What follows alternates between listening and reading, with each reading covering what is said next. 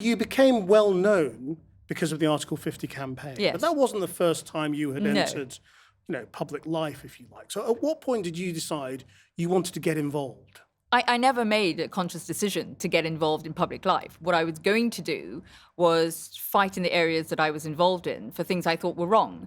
So in the world of pension and investments, for example, after the financial crisis, I thought, well, nothing's fundamentally going to change. And yet you have all these rip-offs that are happening. Somebody in the know, from the sector, where I've been in since '96, needs to speak up and actually expose what's going on, because it's damaging ordinary people. The very people who are being prudent and putting away money are the ones who are being ripped off. And I just felt this is so wrong. But you have to come from a place of knowledge to be able to call out a lot of the untruths.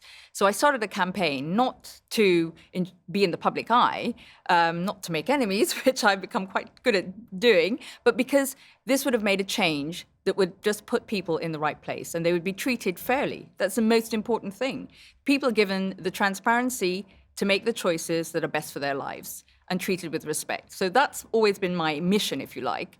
And I've done that in the world of investments.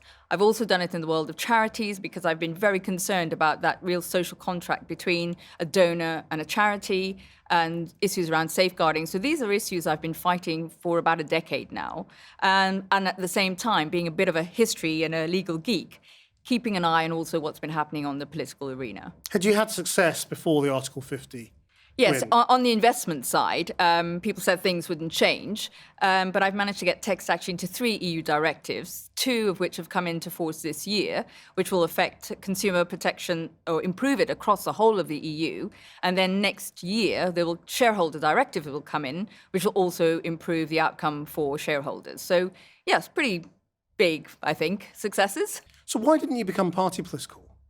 If civic duty and changing the world was always part of your life, why didn't you seek to join a tribe? Because I always thought that when I was growing up, seeing that tribalism, and I did see it firsthand, lying on the top of the stairs. I was always a naughty girl who never went to bed. And I'd look and listen and observe. I didn't necessarily know what they were talking about, but I realized how heated it could get. And my father didn't join a party either. So he was instrumental in starting one. But he said, and this is one of the things, he said, you could be more, if you're independent, you can be the referee, if you like. You can do more good by being independent. And that always has resounded with me, that if I don't belong to anywhere that's going to limit my voice, I can probably be more flexible and more honest, actually. We'll probably jump around a little bit in this conversation. Let's come right up to the present. What is the change that you're seeking now? Now, it's actually much more than Brexit, because whatever happens, Brexit will resolve itself. And that's actually going to happen either way, whatever happens. But there's something much more fundamental than that, in that the Britain I loved then, and I still love now, the one that is tolerant, respects civic duty, respects freedom, respects the rule of law, is one that I can see, it feels to me as though it's falling through our fingers, that it's being hijacked by those that have another agenda, which is far more illiberal and is one that's far less tolerant. And I know that from what I'm experiencing, but also what many other people are telling me they're experiencing. And so I think there's a job of healing that needs to be done, which is speaking, calling out dishonesty when you're seeing it, and calling out unreasonableness, and trying to be that voice of reason, which says, can we listen to each other? Can we try and mend where we are? Because I think that's actually a much, much bigger issue than Brexit. The divisions we're seeing are much more damaging. How do you even begin to achieve that? I think you could do it from very small ways. So how can I do it? I've got a platform now where I can go into schools, I can go to debates, I'm invited in panels, I can write articles.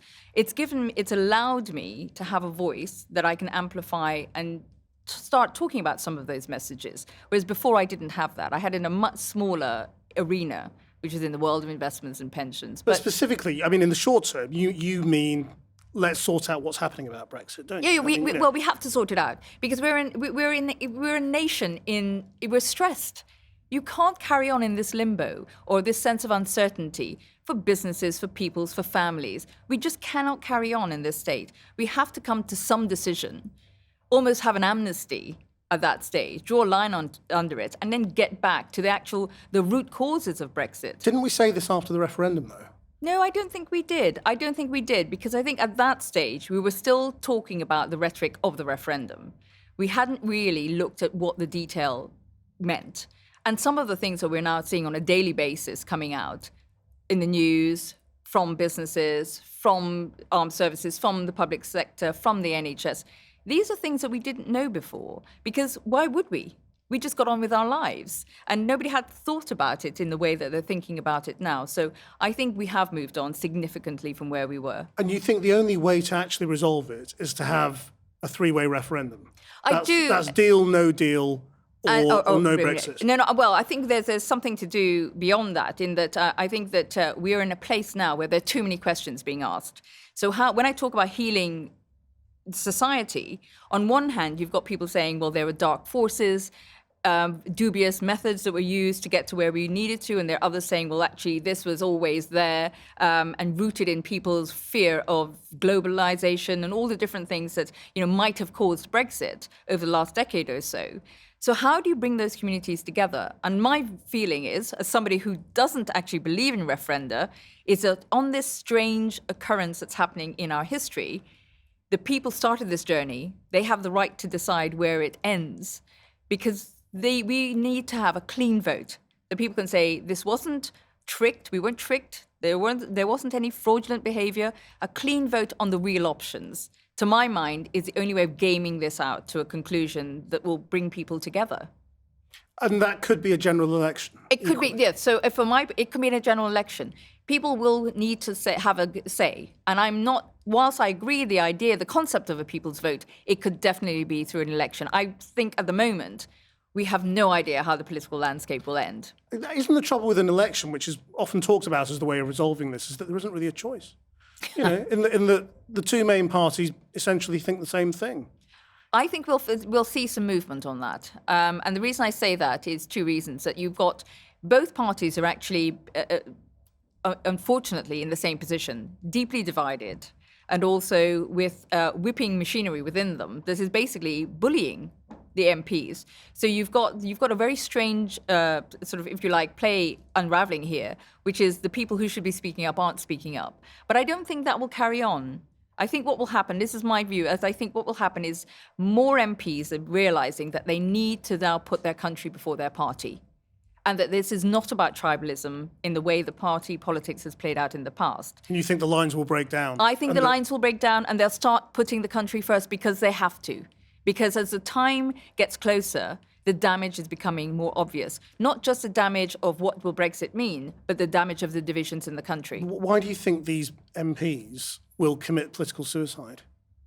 I don't think they'll commit political suicide. What I think they'll do is they'll try and move the debate on to either a vote or an election. I just think that there will be, election, I have to say, there are lots of problems with an election, in that one party, the Labour will do everything they can, if you like, to have an election. But then the Conservatives, who are deeply tribal, will do everything to avoid an election. And they are the ones in power. So if they don't want an election, and this is going to be, if you like, a devil's choice for them, then they give it back to the people.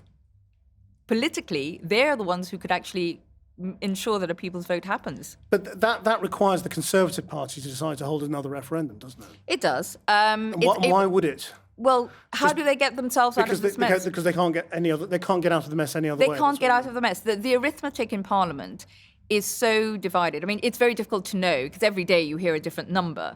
But if and the other party in this who are being very quiet at the moment is DUP.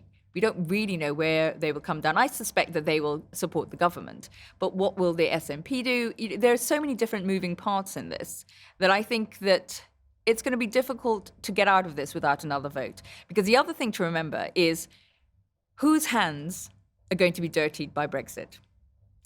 And if your political hand is to stay clean, then you give it back to the people. Because that way you say it's not our decision, it was the will of the people, whatever happens next. That all assumes that Brexit will be a disaster, doesn't it? Well, no, I don't think... whose hands will be dirtied by it. Well, it depends. The reality is we only have 10 weeks from September, or thereabouts, 8 to 10 weeks, because of the conference season that we've got that will interrupt, which I think it's dreadful they're even having a conference season. I think it should have been cancelled, and we should have actually the politicians used all this time to resolve Brexit. But if you have three options in my mind, is Mrs. May, I think, still will be there, and she'll come back with whatever she can negotiate out of the EU, or no deal, or we'll have to look at what does remaining and reforming, because you cannot go back to the status quo. And this is where I disagree with a lot of the Remain camps. I don't think status quo is an option. If you're going to put people Remain, it has to have an agenda behind it, both domestically and from an EU point of view. And they're going to have to work very hard to define what that is to the public and to the voter. I mean, the issue that any change would have to come on would be immigration, wouldn't it? Immigration and sovereignty. I mean, those are the two things that we need to actually look at the EU. For example, procurement laws which directives which come from the EU. And we say, actually, we're not going to follow that because that will damage our NHS. We have to be able to do that. We have to be able to have some say. Whilst people talk about sovereignty being a big issue, actually only about 12 to 13% of laws come from the EU.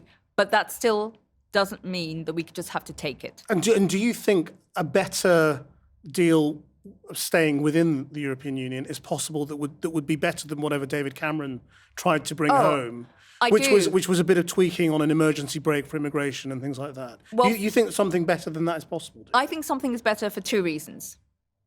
Is that Brexit was a huge shock. It was a heart attack to the EU. So that's one reason. Secondly, they value us hugely because we complain about the fact that we're getting all these laws on sovereignty. Our lawyers, our civil servants, our people in Brussels, if you like, have been so valued and have actually been the ones writing most of these directives and being the peacemakers between the different factions. We have been at the top table leading an awful lot in the EU. And the EU it's not just about the money. It's about the fact they're going to lose all that talent. So for them to actually keep our talent is very important. They're also very worried from a geopolitical point of view of what's happening with Russia, what's happening with America, what's happening with Trump. So all of a sudden, the EU is now under threat from very many different angles. So we have an opportunity, I think, to go in and actually demand quite a lot. And are you part of any organised campaign that is trying to persuade MPs to do this? I mean, no. When you speak with such confidence that the MPs will change their positioning over the autumn, what's that based on? Well, Are you talking to them? Or? I talk to a lot. I'm not part of any organisation because that means that I'd have to sign up to whatever their rhetoric is. And I find it very difficult to speak other people's words. I have to speak honestly what I believe in. But that doesn't mean I don't speak to a wide range of individuals from all parties because I'm not aligned to anyone in particular. And I'm apolitical. I'm talking from a very pragmatic, practical point of view. And because I'm an experienced lobbyist in the EU, because of my campaigning work, I speak to many people from very many different organizations. And then on the business side, I also speak to an awful lot of associations, both in the EU and here. And they're always telling me what it is their intel is. So I get a lot of information that comes from me, and I have a lot of conversations. Do you find it hard to work with groups of other people on these sorts of things? I mean, are you essentially a sort of a one-woman show when it comes to change? No, I think I can work alongside groups and I can step in and out. I mean, I was at the front of the People's Vote March when I came in because as long as I'm independent and everybody understands that I'm not there backing their version of People's Vote, but I'm there speaking to people to say it's your responsibility to speak up now. That's quite different. So I will work in and out with people. I mean, it's quite ironic that people say, well, who do you align yourself to? Who do you sort of emulate? And ironically, it's Jean Monnet, who was one of the founders of the EU, because he was actually never part of any organization. He was independent, was able to strategize and be part of conversations on a needs-be basis. And that's the way I operate. I don't need to be there all the time. So you don't really fit British parliamentary democracy, do you? No, I don't. I don't. You would have been a presidential candidate had we had a preential system. I mean, the idea of being whipped by anybody. I mean, I probably last in British politics for about 2 hours because it's not. I find the whole system quite archaic, and I think there are some really positive things about Brexit. People go look at me when I say that, and I think there are three. One is, I think we are going to have a conversation post-Brexit, whatever the outcome is, about devolution and how devolving power of policy and finance will work post-Brexit. The second thing is I think we will start looking about this debate of is there somewhere in between representative democracy and direct democracy? is there something that is more fit for the 21st, 23rd, 22nd, 23rd century? And thirdly, I think we're going to be talking about codifying part of our constitution, which again is something we need to progress and evolve. So I think there are really good outcomes that could come on a domestic agenda. What makes you think people have changed their minds about Brexit? Is it just a few opinion polls? No, I don't tend to listen to opinion polls. I have to say, I'm actively go out and I'm speaking and I'm talking and I'm engaging and I speak in Cardiff or Leeds, and I've always done this, and I'm going out engaging with people. And I don't know if they've changed their minds necessarily. That's not what I'm interested in, but people want to know more. And that's really important because people are saying, well, on one side, there is an exhaustion that's set in with people going, when will Brexit go away? We've just had enough, just sort it out, whichever way, and we don't ever want to hear about this ever again. So there's that exhaustion. But there are also a good number of people who are saying, so what does this mean? And we didn't know this, and are learning more and more engaged, which we haven't been. We've been quite lazy, I think, as a nation of understanding what does the EU do, how does international politics work, how does our own politics work? So you think if they know more, then they will be more sceptical about leaving?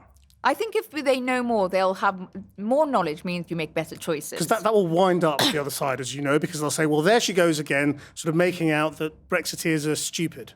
No, just don't know anything. No, nobody. I mean, nobody is stupid. I mean, this is so complex. I would like to find anybody who can hand on heart say they knew what Euratom was, they knew what open skies meant, just in time. These are things we're only just beginning to learn about. I mean, this morning, for example, I didn't know that 15% of the dentists in NHS were EU migrants. So every day we're learning more. And that's nothing about how intelligent someone is or how much they knew. This is the fact that we are becoming more informed on a daily basis. And with that new information, surely we have a right to validate what happens next, because every day we're learning more. So you must have been a confident child. You were born in Guyana, British Yes. Guyana. What kind of childhood was it? I think it's the one where our entire home was just filled with the idea of speaking up, talking about justice and injustice, talking about your responsibility. These were things that from as far back, from the time I can remember, 2, 3, 4, my father talking about, my mother talking about responsibility. I can't remember our home being filled with anything else other than the idea that we had a responsibility to do what was right. And it was just it was part of who we were as a family. It was in our DNA as a family. And so I can't remember it not being there. And my father, being a political activist as well as a QC, it was very much part of who he was. So I think it was just nature, nurture, sort of a bit of both. I really can't remember being any different. When did you come to Britain? So I came here when I was 11 and to a tiny boarding school down in Eastbourne. And the idea, to me, I was so excited because as with most Commonwealth countries, you were coming to the motherland. I grew up with the Queen on the wall. My mother had, her favorite possessions were her Wedgwood from England. We were more British in a way than the British. And that's very common, I think, throughout the Commonwealth. So I was really excited to come to the Britain I thought I knew. But it wasn't quite the place that was going to be open-armed and as welcoming as I thought. It was colder than I thought. People were more reserved than I thought they would be. And this idea that you are coming to the motherland, if you like, you're coming home and you'll be welcomed, didn't play out quite the way I thought it was going to. Did you think you were coming here for good? No, I thought I was, no. Or you just thought you were coming here for school? We were coming here for school and then university, because the one thing we all grew up knowing, and my mother in particular, even more than my father, was, the crown jewel was getting a British education.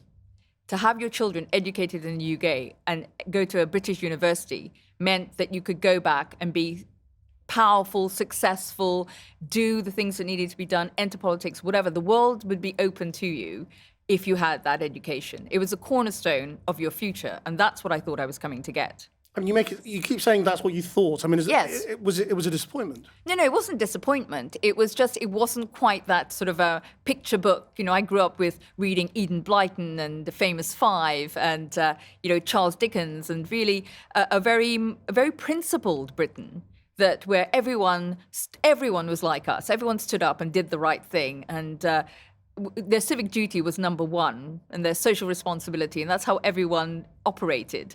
And what I realized is that it was a place that was much more relaxed, which was not a bad thing, but it was much more multicultural than I imagined. And I think some of the stiffness that I thought was going to be in Britain wasn't there. Because the Britain, I suppose, that people always picture in the colonies or the Yes. Commonwealth or, or parents when they grow up is the old one. It is the old one. It is the old one. It is the one in the picture postcards. So did you encounter racism as a child?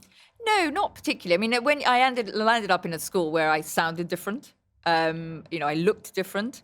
My clothes were different. I was taught by nuns, so everything was perfect. I couldn't say couldn't, can't. A very rigid way of speaking, and very strict in, we had to do everything in a particular way. And quite safe, I suppose. And very safe. And so, I have to say, I found boarding school wonderful, because I had three brothers and suddenly I had these girlfriends, sisters around me. So I really enjoyed. Something else has happened since the Brexit vote, that hasn't it, to British politics? I mean, it seems to have got a nastier place. And you've obviously been the focus of a lot of hatred, and you've had personal protection and all of those sorts of things. I mean, did that come as a surprise, or did you know that was there? I didn't know that was there. And what has shocked me along the way is when I speak to many female MPs from all parties who would say to me, Gina, yes, this is normal. You're now you're on a political platform. This is normal. And my answer is always, when did this become normal? This shouldn't be normalized. We shouldn't accept it. We have to speak out against this. Just because you have a voice doesn't mean you're a target. And I didn't know any of that. And I didn't know that people thought it was okay to speak like this. And I have to say, I'm not one of the people who believes it's gotten worse. I don't think it's necessarily gotten worse. What I think has happened, especially with social media, is that those with extreme voices have become more of the normative narrative. So they feel that they have a place to have those conversations where before they were shunned and those conversations were not acceptable. Do you think they're being given too much prominence in the debate? I think they do, under this whole guise of freedom of speech. Well, actually, you have freedom of speech, but there are still laws in place about inciting sexual, racial violence or, inciting discrimination. And it's not about the medium, it's the message. And if the message is one that's doing that, then it is illegal and it has to be shut down. So it's harming other people. Freedom of expression is different from harm. And that's where we have to make the distinction. Just give us a sense of what you've been through so we know what you're talking about. So to be told that, well, anything you can think of, I should be killed, my head should be on Traitor's Gate, I should watch my children being murdered and then I'd be shot next. This is just on social media, is it? No. That's also a myth. It's not just on social media, because actually, social media, you have armchair, if you like, activists or extremists. It's the ones who take the time to put a letter in an envelope and a first-class stamp and walk down to a letterbox and send it to me. And I've had hundreds of those. Or to design a comic strip of me being gang raped or whatever it is. These things people have taken time and effort. The premeditation to do that worries me more. So the people offline worry me more than the ones online. And has it got to the point where you genuinely fear for your own safety? Or do you just think they're crazies and, you've just got to get on with it? I have to take everything seriously because I have 3 children. It only takes one. So I'm always on alert. And everything about my life has changed. Everything about our lives has changed because I can't take that chance.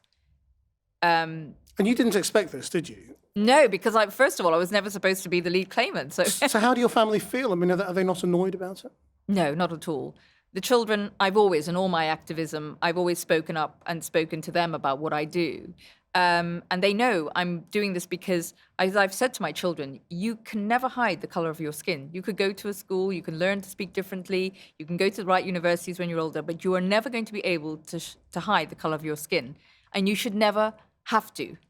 So we have to have a society that is going to be encompassing and tolerant for everyone. So they know I'm fighting for them and their friends and their future. So how much of the abuse you get is racist? How much of it is misogynist? How much of it is just about Brexit? Or Or is it all? Is it everything all? It's all sort of in one, because it's quite interesting, because it was actually quite a right-wing member of the media who told me this. It sort of said, Gina, but you're an avatar for everything that we attack in one person. So you've made it easy for us. So, you're too wealthy, you're too well educated, you speak a certain way, you're a certain color. You just gave us everything.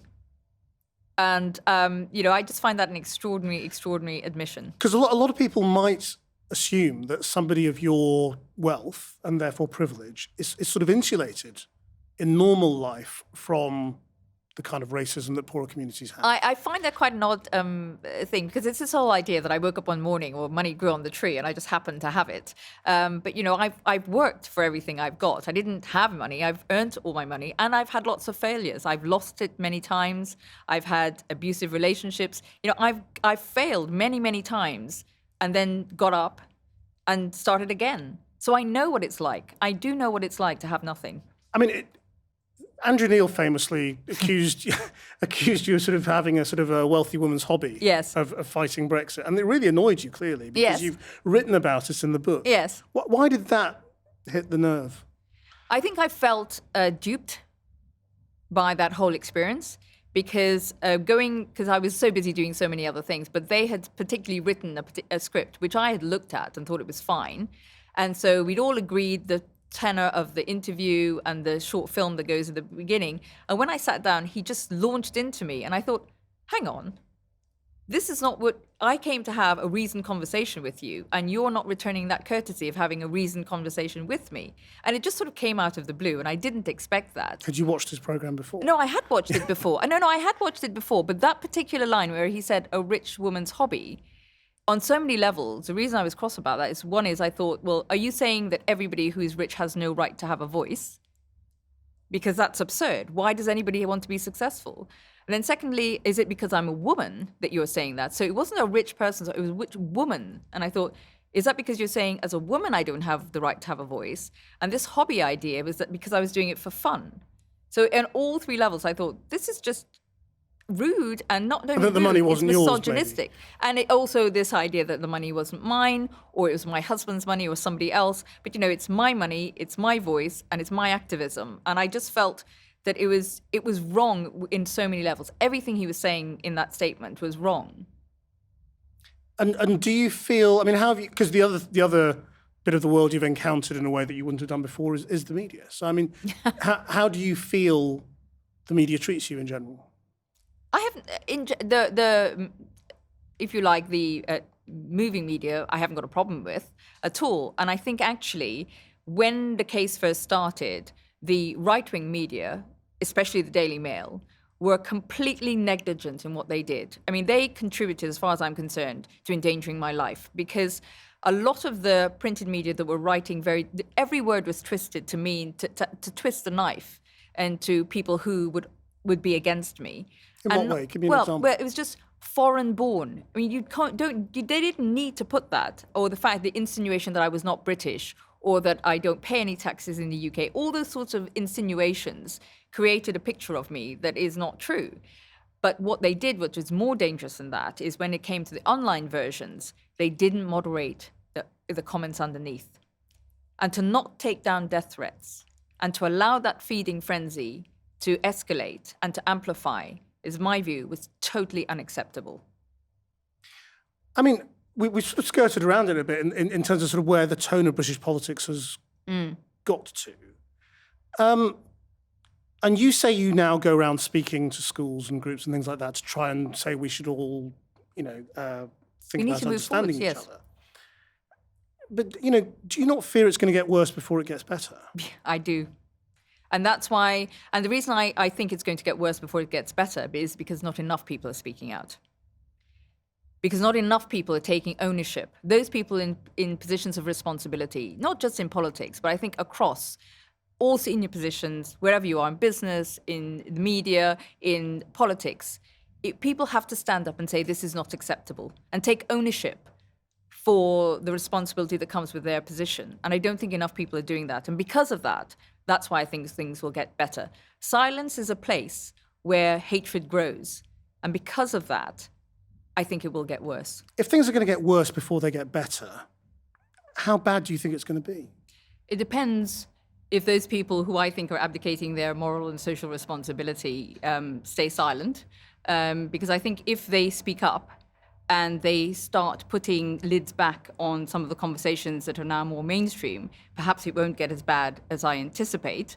But if they don't, and you have at the same time people whose root cause for voting for leave was to see change, and that change isn't delivered, or they still feel that they're being ignored, or because of whatever happens with Brexit, we end up in another recession, which then leads to more austerity.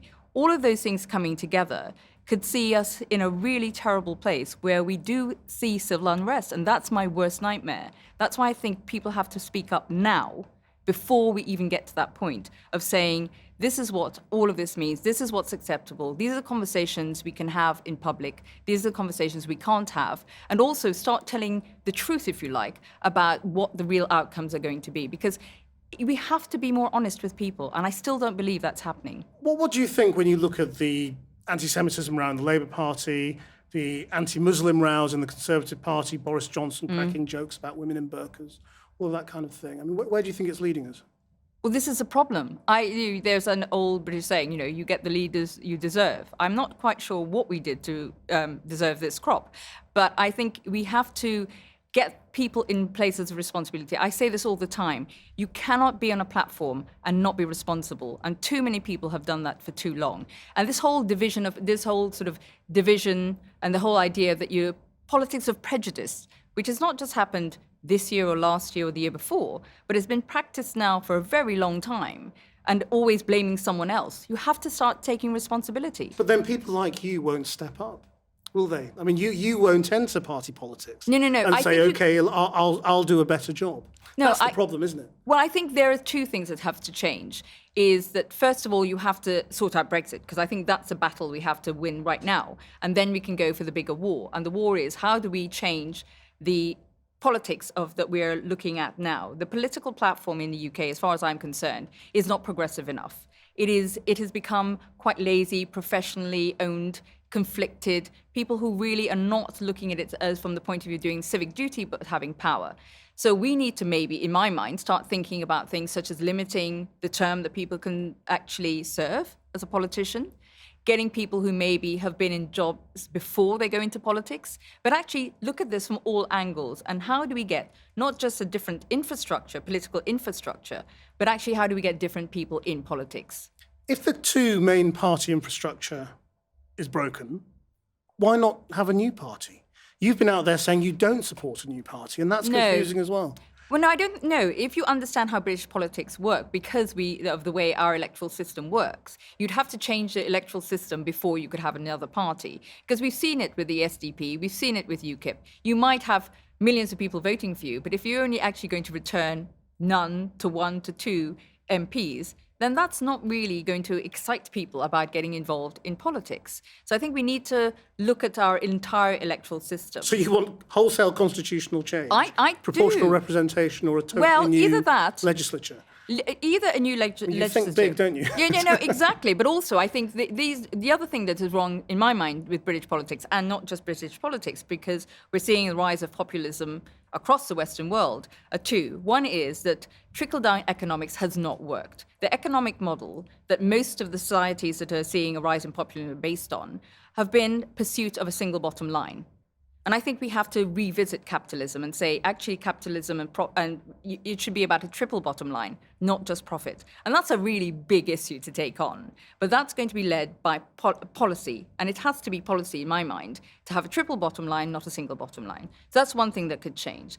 But also, when on a purely political policy point of view, how can we be making short-term solutions or policy solutions for really big long-term problems? You can't have a 3 to 5 year policy cycle to fix things such as globalization, the aging of our population, education, the NHS. Surely these should be cross-party issues that are actually put out there on a 10, 12-year cycle. But people disagree about how to do it, don't they? That's the trouble. But actually select committees are now part of our political landscape.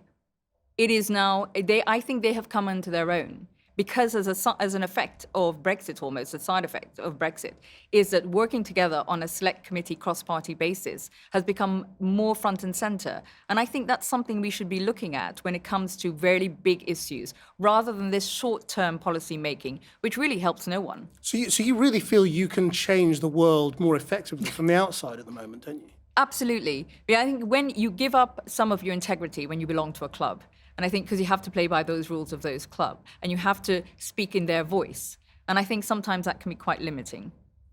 I mean, one of the reasons you've done this book is for young people, isn't it? Yes. What is it you want them to take from about how to change things and about how to be civic-minded, as you say? I think there are a couple of things that I've encountered going around speaking. I speak to a lot of schools and universities and young people. And what struck me is they're so fragile because everything is judged on success. Everything is about succeeding, and nobody really talks about failure and the fact that failure is something you have to get used to at a very early stage, because you're going to fail at many things in your life. So develop a strategy for failing, and how do you pick yourself up and carry on? Seeing everything in a very dichotomous win-lose, failure, success, or there are many other ways of looking at life. And so one of the things I wanted to do in the book is talk about how do you deal with failure? How do you pick yourself up? And how do you learn to survive another day? When have you failed? I have failed in many things. I failed at marriages. I failed with my daughter who has special needs. I failed at businesses. I failed at wanting to become a lawyer, a criminal barrister, which was my greatest dream. So I failed many times, and I found a way of surviving and picking myself up again. But the other thing I wanted young people to understand, or hopefully read and take away from the book, is that real lives are not like the ones you see that are make-believe. This whole idea that you have perfect, airbrushed, especially young girls, the whole idea of Instagram, everything you see is fake. So I wanted to write a real story about a real person and all my warts and all. So I've been very honest in my book about the things that make me who I am, and hopefully will help other people, especially young people, to understand that they can find their own voice too. Why is it called Rise? Rise because I've failed so many times and I've risen again, but also as a sort of homage to Maya Angelou, who I absolutely love, and her poem, Still I Rise. Because if you pick a battle, there'll be people who will try to drown out your voice and will try to keep you down. So you have to be pretty strong to keep on rising and getting up every day and fighting on. So that's why it's called Rise, because I'm hoping it's a rallying cry to young people or anybody who want to actually take responsibility for what's around them and contribute to society. Is there any danger that you are also playing a kind of populism there? That you're saying to people, the system's broken, politicians are useless, we need to change everything, smash everything up and start again. No, I don't. I mean, I don't believe that. Well, wholesale constitutional reform is quite a big change. I mean, you could say that's smashing reform. Things up and starting again. I think any institution that doesn't evolve along the lines of, or in the backdrop of the issues that are going on in the real world, doesn't deserve to be in place and unquestioned. Everyone has a responsibility to question what's going on around them. And when it comes to politics in particular, they're our representatives and our money. So why shouldn't we be holding their feet to the fire and saying, well, are you doing us? Are you doing the duty by us? So the rise isn't rise up. No, it's not rise up. It's more about rising to find your own voice. It's standing up and rising up, which is the idea that we have a responsibility to speak up. It's about civic duty, because I would argue that some of what we're facing now is because we became slightly too lazy. We got sort of wrapped up in our own lives, and we didn't keep an eye on what was going on with politics and politicians. This isn't an accusation, but is it easier to say that when you are well off? I think there is a money does two things which are really interesting. It gives you the freedom, because it is risky. It gives you the freedom to have a voice, because if you are a whistleblower, for example, and you're working and your job depends on it and you need to pay your mortgage and you have those restrictions, that constricts your voice as well, because you have those responsibilities. So absolutely, money gives you, it's a privilege to have it because it gives you a freedom to speak up. So yes, it definitely does. But at the same time, it means that it also paints a negative, because people say you're only doing it because you have money, rather than thinking you're doing it because it gives you the ability to speak up. So it's a double-edged sword, having money. And that's what I mean, I suppose. So to what extent do you feel you are in touch with ordinary people? Because my money didn't come from growing on a tree. I've lived in a car when I had no money. I've had nothing for many times in my life where I've known what it's like to have nothing. You've got 3 children. How do you stay optimistic for your children and tell them about their bright futures when your fears for what Britain is doing right now are so real? I tell them that I'm very fearful, that I'm fighting and I'm speaking up and I'm doing what I'm doing to hope that they have the future that I enjoyed in the past in Britain, and it's getting back to that place. So they know what I'm doing. That's what I'm hopeful for, is that I can get back to that place. Have you scared them? No, I haven't scared them. No, I haven't scared them. I'm very honest with them, and I've always been inclusive whatever my activism has been. They've been part to it. I've taken them to see gang call-ins. I've taken them with me to, be it in Liverpool, to, when there were bad things happening with some of the girls who were being trafficked. So they've come with me. So they know what real life is like, because the one thing I definitely do not want them to have is to grow up in a bubble where they think life is, because they have a particular standard of living because of our success now, both my husband and mine, but I don't want them to live in a bubble. I want them to see what real life is like, and that's a real sort of balancing act. And my way of doing that is telling them my story of where I've come from, my true story of who I am, how I dealt with my failures and successes, but also getting them to see what real life is about. What do you think is the craziest idea you've got for changing the world? I mean, what's the hardest to get through, do you think? It will be the idea that we need to reform capitalism and go back to Adam Smith's idea that, we actually have, it is about the allocation of resources, but also about being a beneficiary and making sure that nobody slips through. So the idea of a triple bottom line, because the conflicts of interest to achieve that, why would people want to voluntarily give up their profit? So winning the argument for the policy argument for a triple bottom line is a pretty difficult one, but I think it's possible.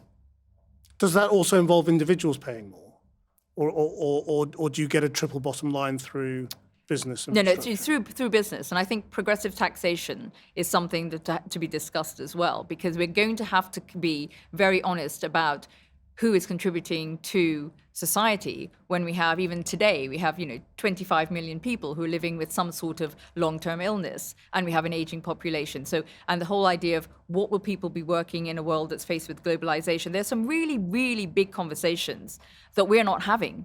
And, policy for 10 years' time, we should be talking about it now, and we're not. And that's one of my biggest regrets going back to Brexit, is that we're not having the conversations, the big conversations we should be having about the problems that we're going to face coming down the road. We should be talking about them now. Instead, we're navel-gazing about issues and about arguments and about calling each other names, and it's just a waste of energy and our future. How do you see your personal future? I mean, do you ever see a time when you disappear again and live a low-profile life, or now you're here, are you staying here until you've sorted everything out? No. I mean, my campaigning before around the charity sector and the investment sector, I still do that as well. So I'll carry on doing that because it's my areas, if you like, of expertise, where I have a lot of knowledge and experience over the last 20, 30 years. But when it comes to this drive for responsible capitalism, that is where I want to concentrate a lot of my energies. Gina Miller, thank you very much indeed.